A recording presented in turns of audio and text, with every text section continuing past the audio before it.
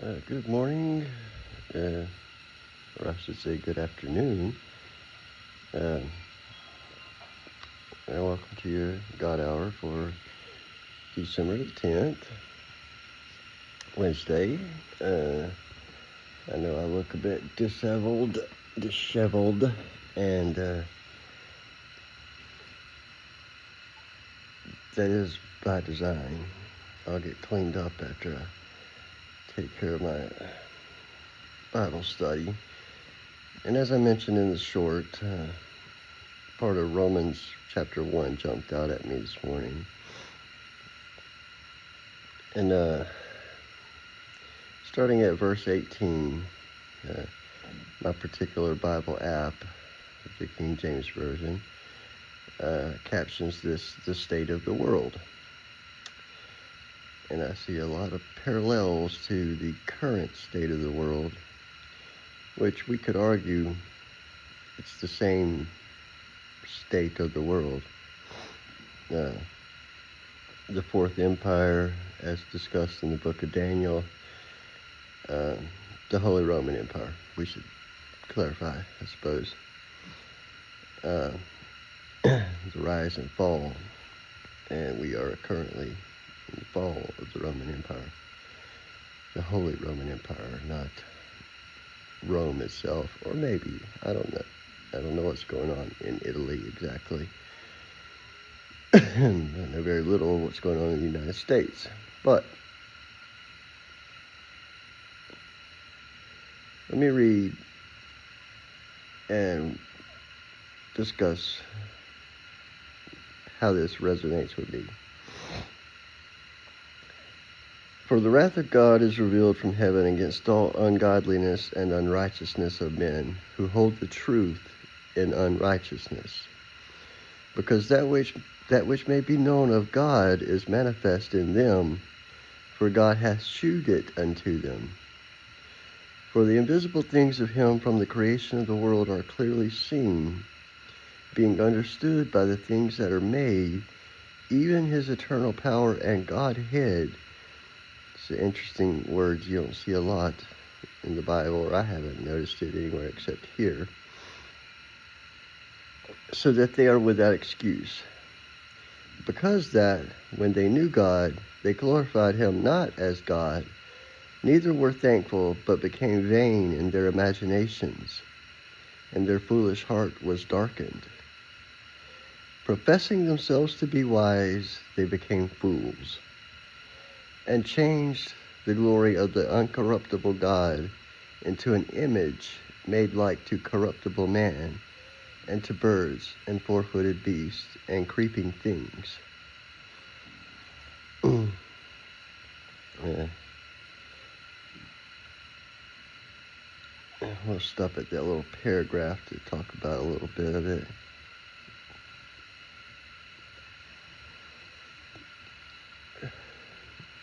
For the invisible things of him, God, from the creation of the world are clearly seen, being understood by the things that are made, even his eternal power and Godhead.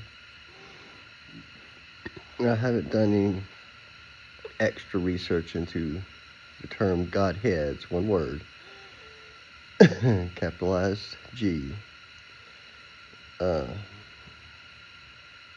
But I deduce that it is God's consciousness. The head is, the seat of consciousness, the brain, as it were.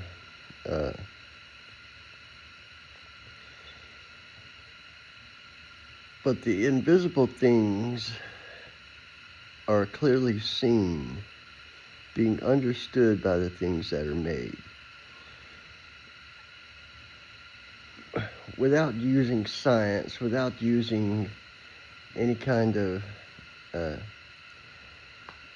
reproducible tests and such, from the beginning,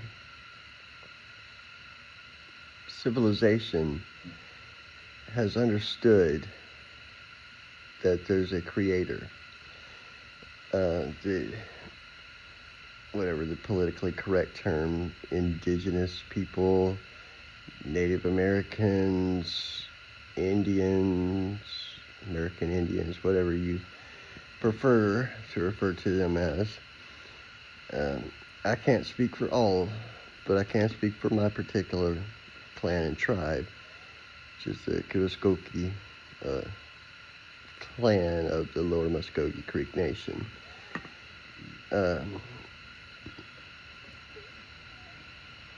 We have long understood that there's a creator. We can see it in nature. We can see a consciousness, a plan, a design, just something that didn't randomly spring into being. It had to be designed. And sure, it does follow a lot of scientific rules and mathematical formulas that we've created to explain them.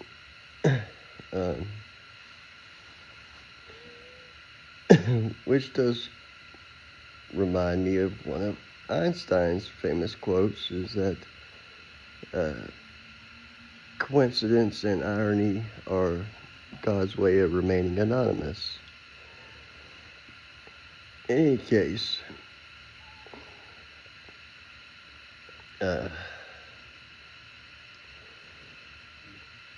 continuing on there, being understood by the things that are made, even his eternal power and Godhead, so that they are without excuse, because that when they knew God, they glorified him not as God, neither were thankful, but became vain in their imaginations, and their foolish heart was darkened.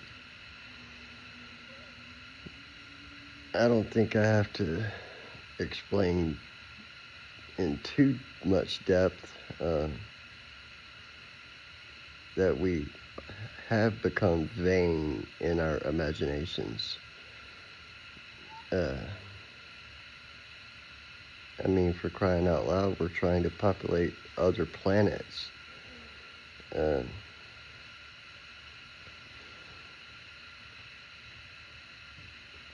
Professing themselves to be wise, they became fools, and changed the glory of the uncorruptible God into an image made like to corruptible men, whatever, and to birds and four-footed beasts and creeping things. And we do see people giving glory not to God, but to money, lust, worshiping under the guise of love, promiscuous behavior, slutty attitudes and ways of dressing, putting no real spiritual or sacred value on love making, and reducing it to just a thing that we do haphazardly without any real love being exchanged or made. Not only that, but we become so vain in our imaginations that we've decided that, okay, we were born with a Y and an X chromosome, but let's just change that into a woman who scientifically has no Y chromosome. Now, it's no secret that I enjoy watching Matt Walsh, listening to him.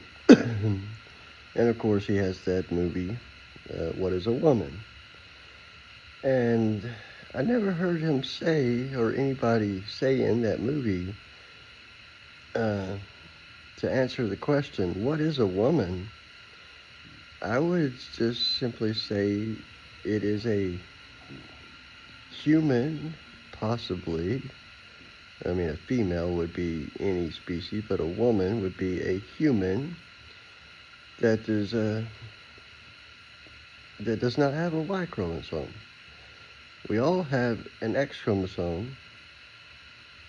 Only the men have a Y. And there are some anomalies where someone might have two X chromosomes and one Y, even two Y and one X, even 3X. And these X is a recessive allele of the sex chromosome. So if there's a Y at all, even if there are two X's, it's still going to yield a man, a male. Now, in the case of two X's and one Y, that's referred to as Klinefelter syndrome. It's a man, the man parts, and so on, but also very pronounced feminine features.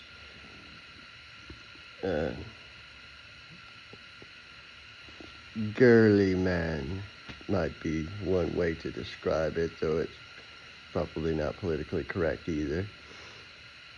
But a man nonetheless, even if he may have what appear to be breast or small breast, wide hips, traits typically associated with women.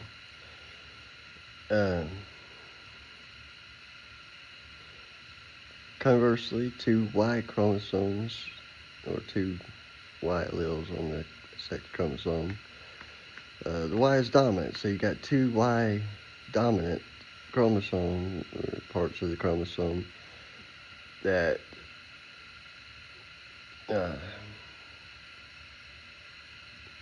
are there to counteract the one recessive X chromosome.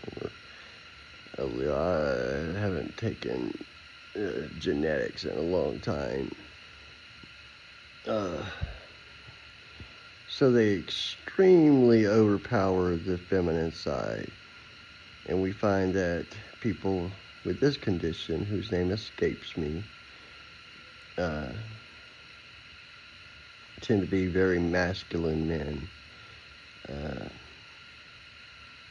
In fact, they tend to be very violent men. They have excessive testosterone, and as such,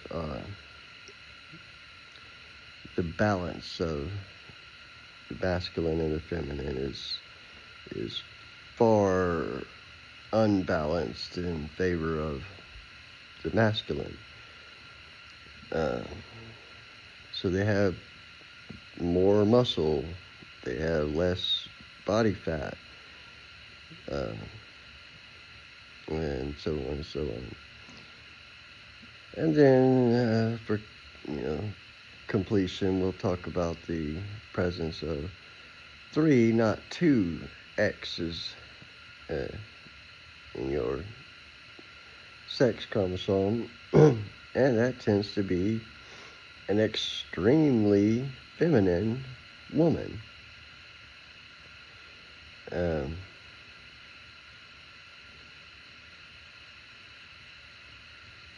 not going to theorize about what someone suffering from that condition might be going through. I wouldn't be able to, without speaking to somebody, and I've never known anybody that knows they have that. I could suspect from some of the extremely feminine, petite women with pronounced physical characteristics of women, very mild demeanors, very pronounced hips and breasts, and so on and so on. But I'm not going to get into trying to give a biology lesson when I'm not an expert in the field. But let's continue going from where we were, verse 24. Wherefore God also gave them up to uncleanness through the lusts of their own hearts, to dishonor their own bodies between themselves, who changed the truth of God into a lie, and worshipped and served the creature more than the Creator, who is blessed forever. Amen. For this cause God gave them up unto vile affections. That would be lust. Affection is a good thing. Vile affection would be promiscuous behavior,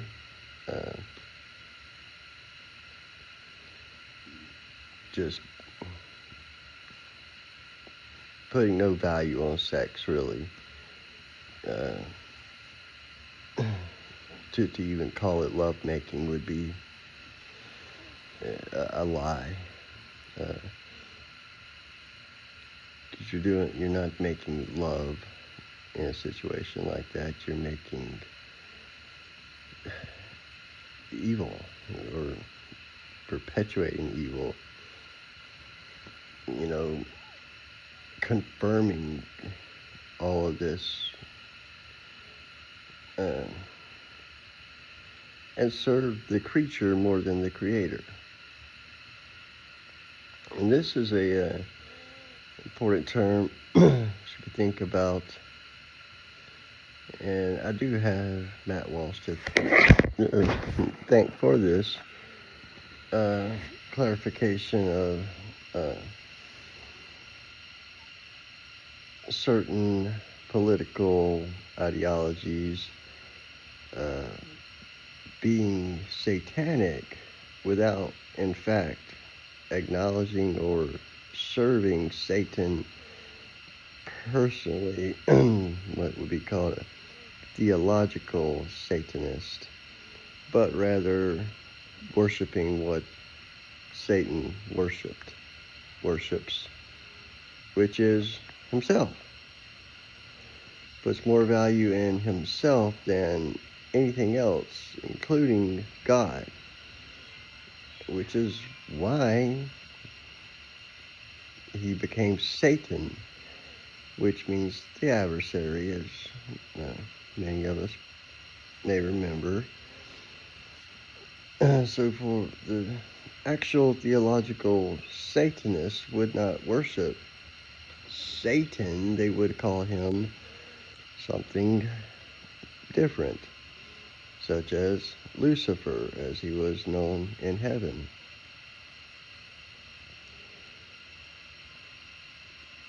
But I'm not going to jump down the rabbit hole of Freemason conspiracy and so on and so on, although I do believe it to be very real.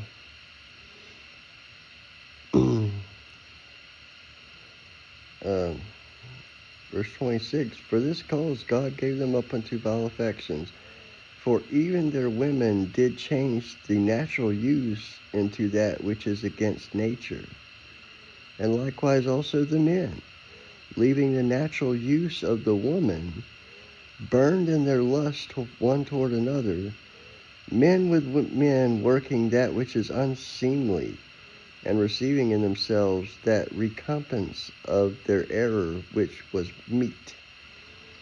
And even as they did not like to retain God in their knowledge, God gave them over to a reprobate mind to do those things which are not convenient, being filled with all unrighteousness, fornication, wickedness, covetousness, maliciousness, full of envy, murder, debate, deceit, malignity, whisperers, backbiters, haters of God, despiteful, proud, boasters, inventors of evil things, disobedient to parents, without understanding, covenant breakers, without natural affection, implacable, unmerciful, who knowing the judgment of God, that they which commit such things are worthy of death, not only do the same, but have pleasure in them that do them. My brothers and sisters,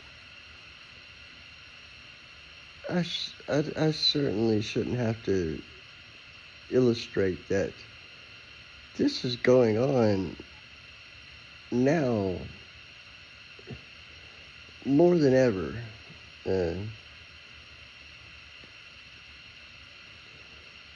But even still, it was going on when Paul wrote this letter to the Romans.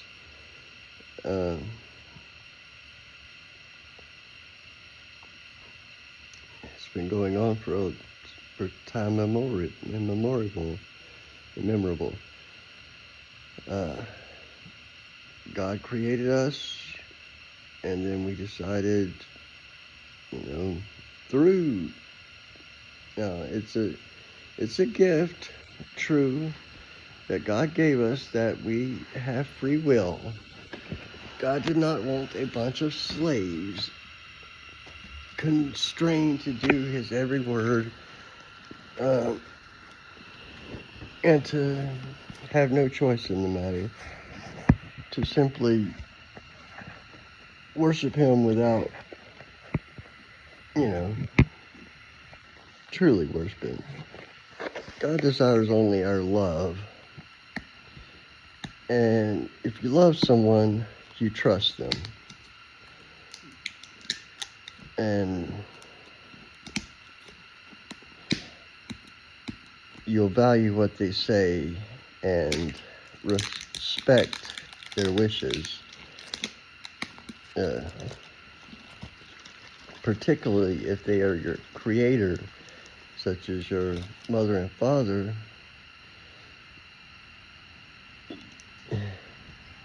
You should love your mother and father, respect your mother and father, but just as God is our Holy Father, should love and respect and obey him. And I guess that's about all I have to say about that.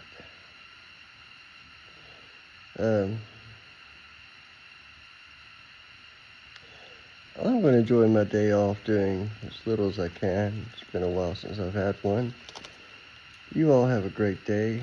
I do invite your comments and questions, and anything you want to add or suggest to talk about in the future.